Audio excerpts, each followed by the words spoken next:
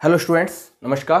Chemistry की online class में आप सब बच्चों का हार्दिक स्वागत है। मैं उम्मीद करता हूं आप घर पे सेफ होंगे और सुरक्षित होंगे। भाई देखो भाई, हम जो बात कर रहे थे वो बात कर रहे चैप्टर फर्स्ट। उस चैप्टर का नाम था some basic concept of chemistry.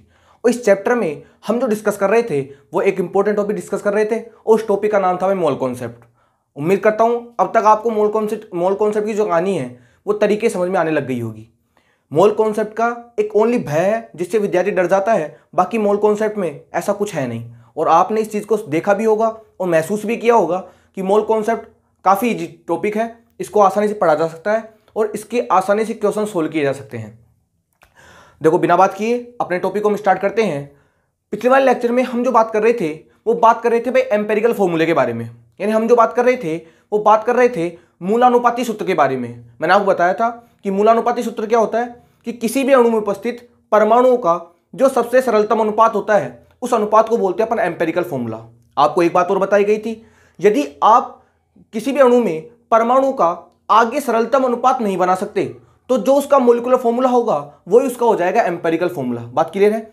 एक बात और बताई गई थी आपको इंपॉर्टेंट, कि यदि आपको क्वेश्चन में अगर सीधे एम्पेरिकल फॉर्मूला देके और सीधे आपसे मोलिकुलर फॉर्मूला पूछ लिया जाए तो आप मोलिकुलर फॉर्मूले के बारे में जानकारी नहीं दे सकते जब तक कि कोई आपको अलग से जानकारी ना दी हुई हो।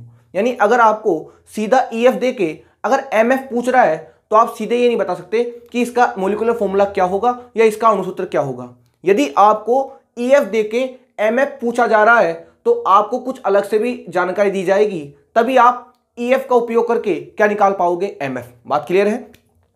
ऐसा क्यों जाता है? क्योंकि आपको पता है कि एक से ज्यादा यौगिकों के जो एम्पेरिकल फॉर्मूले हैं वो क्या होते हैं भाई, सेम होते हैं। पता है ना आप उस चीज के बारे में कि एक से ज्यादा यौगिकों के जो एम्पेरिकल फॉर्मूले हैं वो सेम होते हैं, इसलिए हम सीधे EF के द्वारा MF की गणना नहीं कर सकते। बात क्लियर हो गई। फिर मैंने आपको एक कंपाउंड यानी प्रतिशत संगठन के द्वारा MF की गणना और जो अपने पास एम्पेरिकल फॉर्मूला EF है उसकी गणना करना बताया था।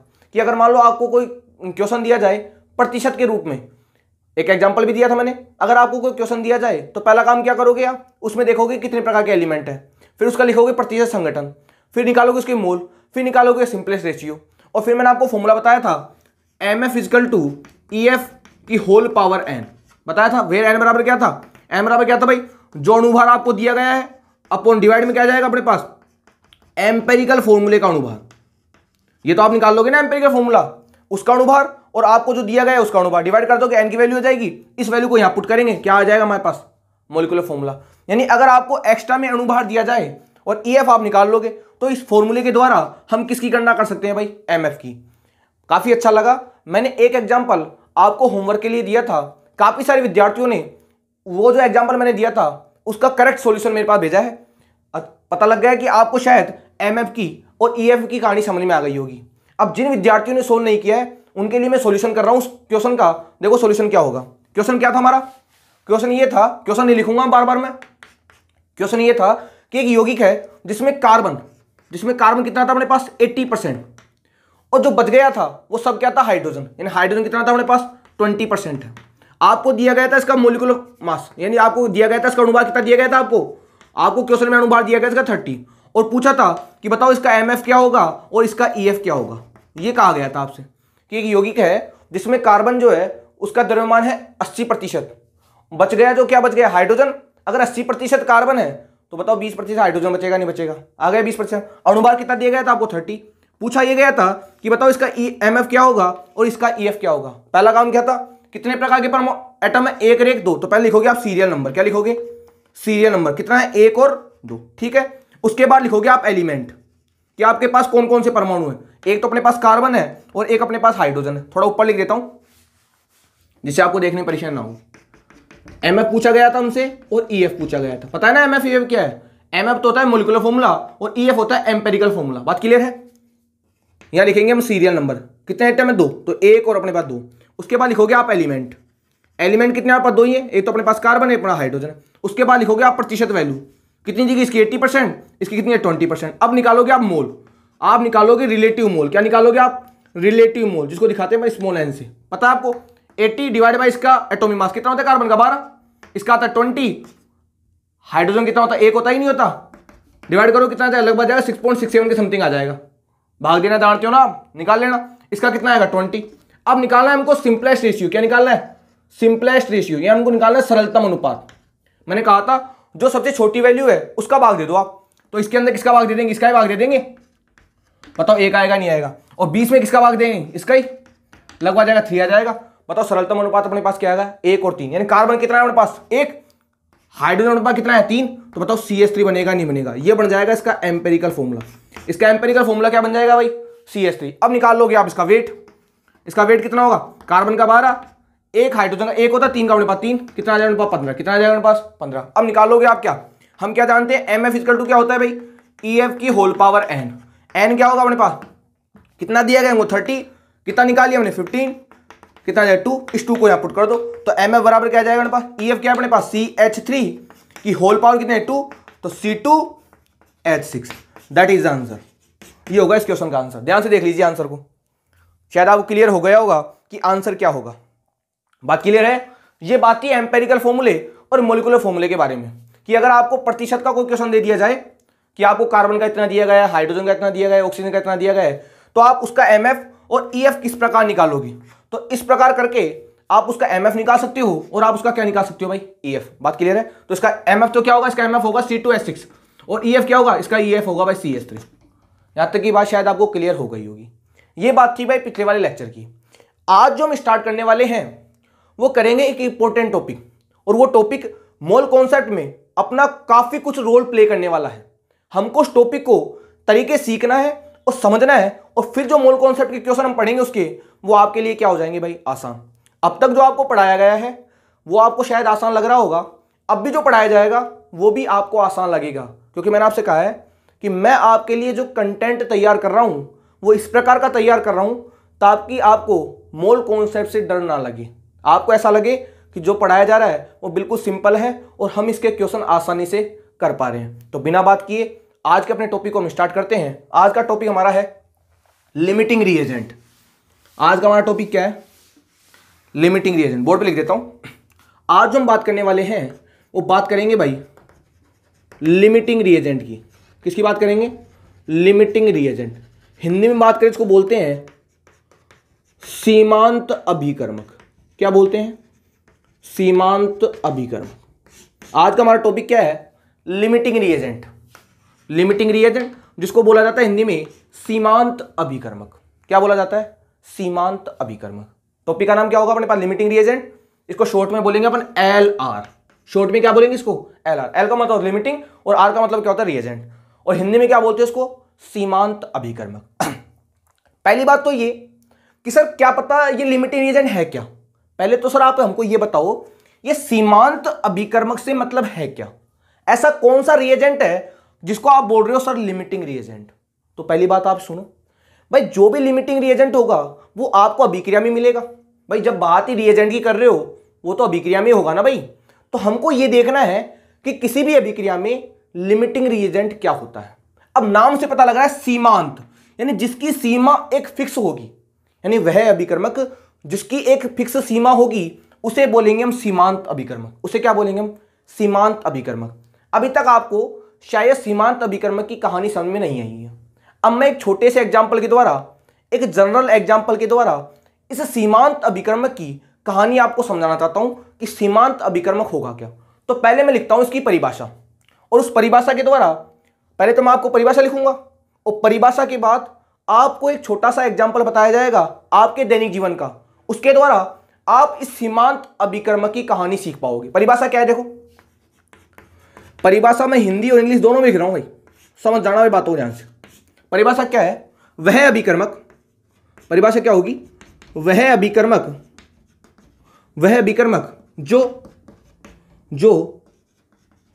उत्पाद की मात्रा को डिसाइड करता है। मतलब वह अभिकर्मक जो उत्पाद की मात्रा को डिसाइड करेगा या उत्पाद के बनने की मात्रा को डिसाइड करेगा उसे बोलते हैं सीमांत अभिकर्मक। क्या बोलते हैं उसे? सीमांत अभिकर्मक। यानी वह अभिकर्मक जो उत्पाद की मात्रा को डिसाइड करेगा कि आपका जो उत्पाद बन रहा है, आपका जो प्रोडक्ट बन रहा है वो कितना बनेगा, उसको डिसाइड करने वाला जो अभिकर्मक है उसको ही बोलते हैं अपन सीमांत अभिकर्मक। क्या बोलते हैं? सीमांत अभिकर्मक। या आप कह सकते हो या दूसरे वर्ड में क्या कह सकते हो कि वह अभिकर्मक जो कम मात्रा में उत्पाद के मोल देता है, कोमा क्या कहलाता है, सीमांत अभिकर्मक कहलाता है, सीमांत अभिकर्मक कहलाता है। यानी वह अभिकर्मक जो कम मात्रा में उत्पाद के मोल देगा वो कहलाएगा सीमांत अभिकर्मक। ये तो परिभाषा है भाई। परिभाषा क्या है, सीधी परिभाषा की बात करूं कि वह अभिकर्मक यानी ऐसा अभिकर्मक जो आपको यह बताएगा कि आपका प्रोडक्ट कितना बनेगा, यानी प्रोडक्ट का जो बनने की दर है जो रिएजेंट बताएगा उस रिएजेंट को बोलेंगे हम लिमिटिंग रिएजेंट। यानी ऐसा रिएजेंट जो आपको यह बताएगा कि आपका जो प्रोडक्ट है वो कितना बनने वाला है, उसको डिसाइड करने वाला जो अभिकर्मक है वो कहलाएगा लिमिटिंग रिएजेंट। क्या कहलाएगा अपने पास, लिमिटिंग रिएजेंट। वापस सुना बात ध्यान से, वह अभिकर्मक जो आपको यह बताएगा कि आपका उत्पाद कितना बन रहा है या आपका उत्पाद कितना बनने वाला है, उस अभिकर्मक को बोलते हैं हम सीमांत अभिकर्मक। यानी वह अभिकर्मक जो उत्पाद के बनने की मात्रा को डिसाइड करता है उस अभिकर्मक को बोलते हैं सीमांत अभिकर्मक। या आप ये कह सकते हो तीसरी भाषा में कि वह अभिकर्मक जो सबसे पहले समाप्त हो जाता है, जो सबसे पहले समाप्त हो जाता है, एलआर कहलाता है। समझ गए ना, एलआर मतलब क्या होता है, लिमिटिंग रिएजेंट। एक एक डेफिनेशन को मैं तरीके से एक्सप्लेन करूंगा, आपको टेंशन लेने की आवश्यकता नहीं है।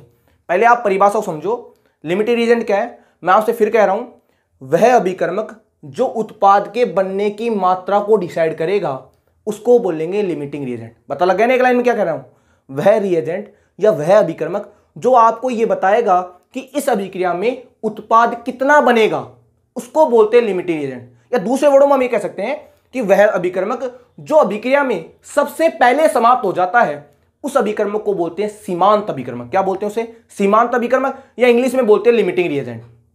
डेफिनेशन को ध्यान समझना, क्या कह रहा हूं मैं, वह अभिकर्मक जो आपको यह बताएगा कि उत्पाद कितना बनने वाला है उस अभिकर्मक को बोलेंगे हम सीमांत अभिकर्मक।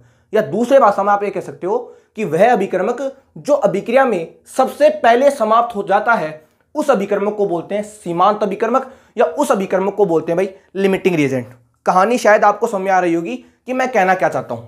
अभी तो मैंने आपको ओनली परिभाषा बताई है कि सीमांत अभिकर्मक होता क्या है। तो परिभाषा अपने पास दो है, दोनों परिभाषा एक ही है लेकिन तरीके अलग अलग लिखने की। पहली परिभाषा क्या कहती है कि वह अभिकर्मक जो उत्पाद के बनने की मात्रा को डिसाइड करता है उसको बोलते हैं सीमांत अभिकर्मक। या दूसरी भाषा में भी कह सकते हो कि वह अभिकर्मक जो अभिक्रिया में पहले समाप्त हो जाता है उस अभिकर्मक को बोलते हैं सीमांत अभिकर्मक, या उसे बोलते हैं लिमिटिंग रिएजेंट। अब आप कहोगे सर परिभाषा तो हमको समझ में आ गई, अब एक एग्जाम्पल के द्वारा इस परिभाषा को एक्सप्लेन किया जाए कि हम कैसे पता लगाएंगे कि लिमिटिंग रिएजेंट होता क्या है।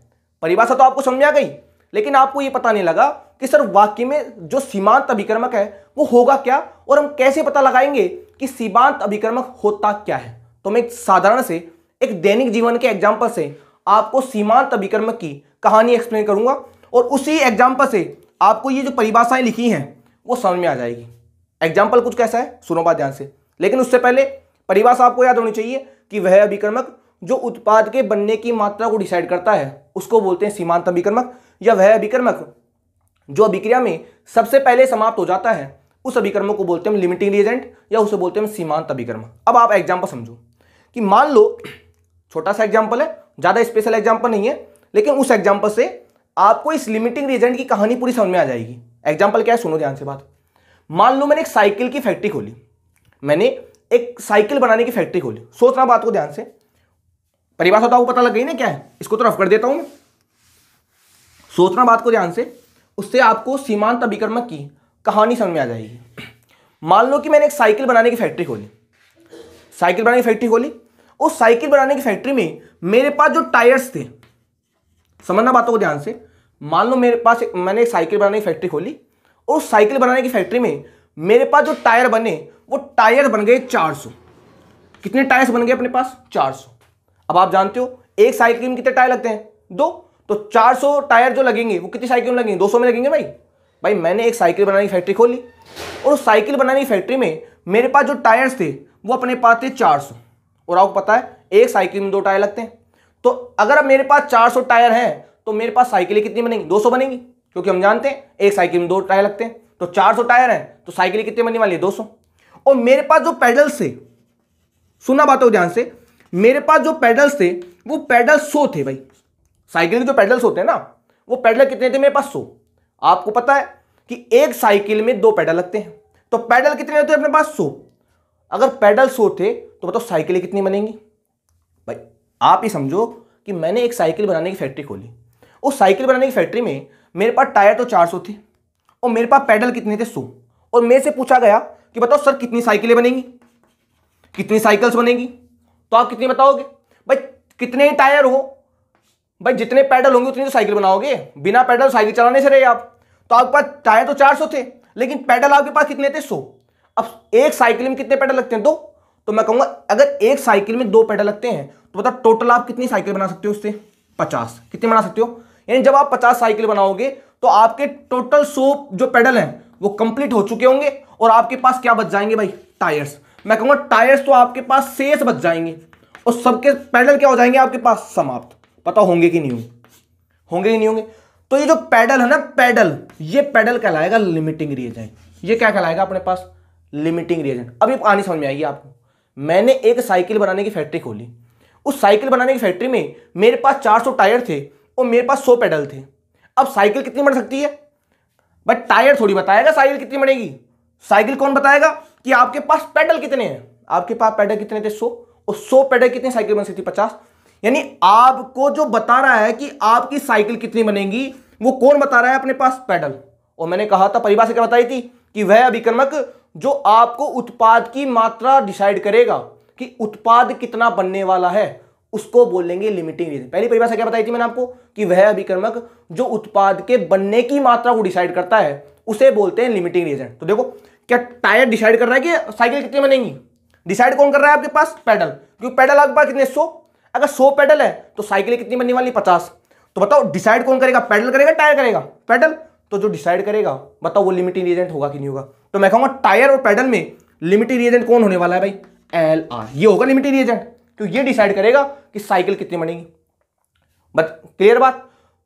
एक परिभाषा क्या बताई थी, कि वह अभिकर्मक जो अभिक्रिया में सबसे पहले समाप्त हो जाता है, वह अभिकर्मक जो अभिक्रिया में सबसे पहले समाप्त हो जाता है उसे क्या बोलते हैं हम? सीमांत अभिकर्मक। देखो, आपके पास टायर 400 थे, आपके पास पेडल 100 थे, तो पहले फिनिश कौन हो रहा है?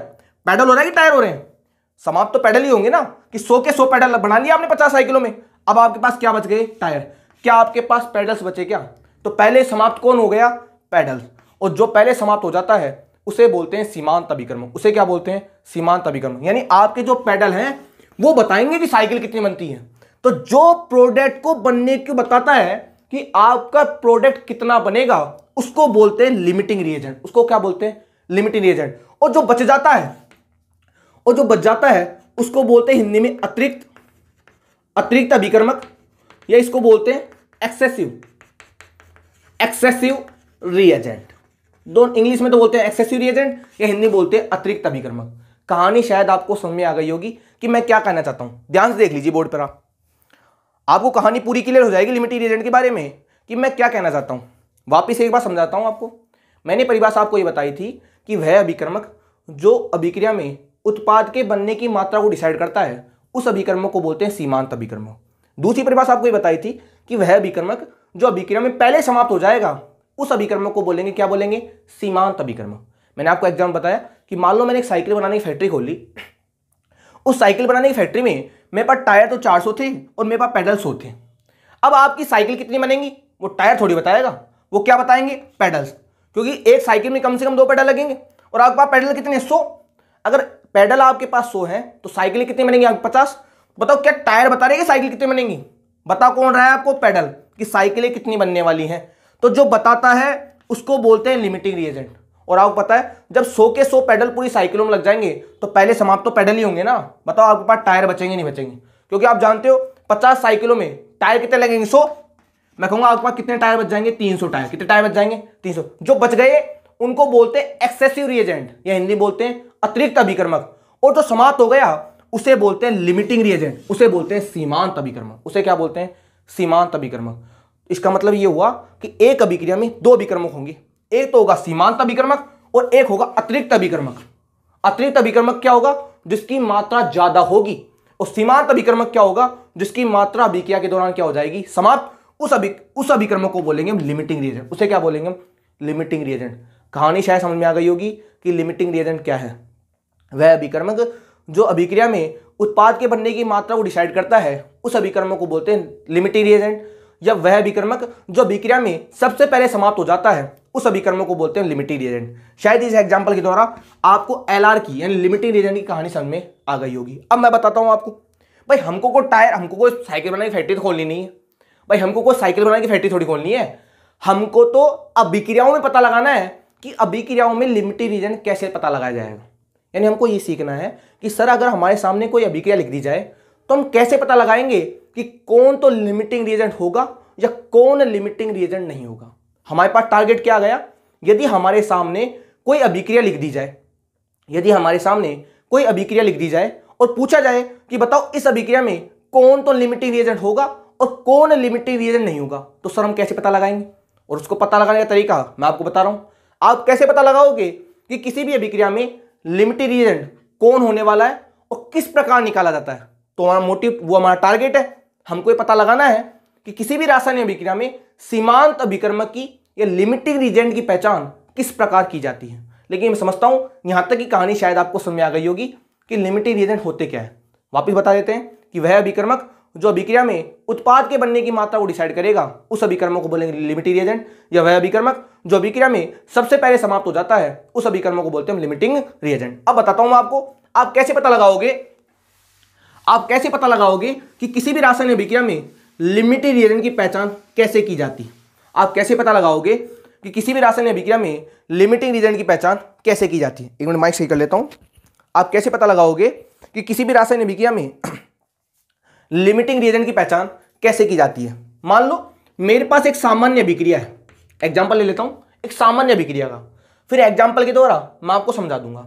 एक अभिक्रिया कुछ इस प्रकार से है, A small A capital A, small B capital B मिलकर बनाते हैं small C capital C, small D capital D. एक अभिक्रिया, सामान्य अभिक्रिया मान ली मैंने कि मान लो एक सामान्य अभिक्रिया है जिसमें small A capital A plus small B capital B मिलकर बनाते हैं capital small C capital C plus small D capital D. पता है आपको ये क्या है?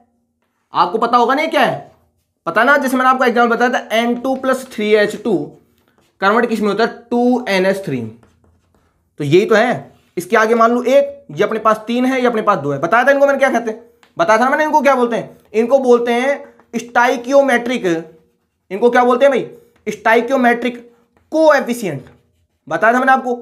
इनको बोलते हैं रस समीकरण मितीय स्थिरांक। क्या बोलते हैं इनको? रस समीकरण मितीय स्थिरांक। अरे बोलते ही नहीं बोलते। जब शुरू में मैंने आपको स्टाइकियोमेट्रिक पढ़ाई थी तो बताया था कि किसी भी संतुलित रासायनिक अभिक्रिया में आप जिन अभिकर्मक या जिन स्थिरांकों का उपयोग करते हो उन स्थिरांकों को क्या बोलते हैं हम? रस समीकरण मितीय स्थिरांक, और वो कहलाती है अभिक्रिया की रस समीकरण मिति। बात क्लियर है? तो ये स्मॉल है A, small B, small C, small D लिख देता हूं यहाँ पे, यहाँ लिख देता हूं, उससे आपको क्लियर हो जाएगा। यहां पर, यहां क्या है भाई? वेयर का मतलब नहीं, यहाँ small a b c and d, ये क्या है साहब के सब? ये अपने पास है स्टाइकियोमेट्रिक कोएफिशिएंट, स्टाइकियोमेट्रिक कोएफिशिएंट ये है भाई। हिंदी में बात करूं तो रस समीकरण मितीय स्थिरांक, रस समीकरण मितीय स्थिरांक। ठीक है, हम जानते हैं इस चीज के बारे में। हमको इससे मतलब ही नहीं, क्योंकि हमको तो क्या निकालना है? हमको तो निकालना है लिमिटिंग रिएजेंट। क्या निकालना है? Limiting reagent. हम कैसे पता लगाएंगे कि लिमिटिंग रिएजेंट इस अभिक्रिया में क्या होगा? तो सुनो ध्यान से। सबसे पहले क्या होगा? आपके साथ आपको जो भी अभिक्रिया दी जाएगी उस अभिक्रिया के आपको मोल दिए जाएंगे। आपको जो भी अभिक्रिया दी जाएगी उस अभिक्रिया के आपको मोल दिए जाएंगे। कैसे मोल दिए जाएंगे? ये लिख देगा अभिक्रिया, ऐसे लिख देगा। एग्जांपल ले लो आप सीधा सीधा। जैसे मान ले लिया A + 2B convert into 3C, ऐसे लिख देगा। कहेगा यदि A के 5 मोल है, B के 4 मोल है, तो बताओ C के कितने मोल बनेंगे?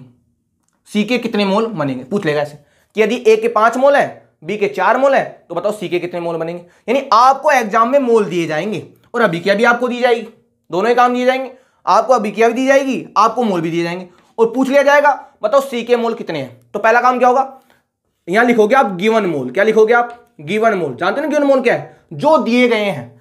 मान लो अपने पास कुछ भी हो सकता है, मान लिया कि इसका एक्स है अपने पास, इसका वाई, ये तो अपने पास प्रोडक्ट है ना भाई, जानते हो ना इसको, तो इसको बोलते हैं हम प्रोडक्ट, उत्पाद। इसको क्या बोलते हैं हम इन दोनों को, इनको बोलेंगे रिएक्टेंट, इनको बोलते हैं हिंदी में क्रियाकारक। उत्पाद से तो मतलब ही नहीं है ना हमको, हमको तो इसका पता लगाना कि इन दोनों में जो लिमिटिंग रिएजेंट है वो कौन सा होगा। बात क्लियर है। तो आपको दिए जाएंगे मोल, क्या दिए जाएंगे, मोल।